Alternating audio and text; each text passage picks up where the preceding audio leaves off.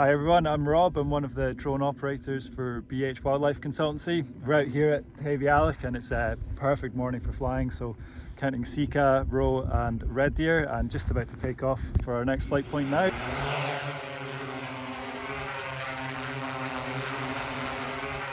This is us in the thermal lens just now. You can see two heat sources there. We zoom in, we've got two sika stags, but as we pan up, quite a few more deer. So this here is another group of 17 sika, and if we zoom in again, you'll see them tucked in under the gorse, so they're quite well hidden.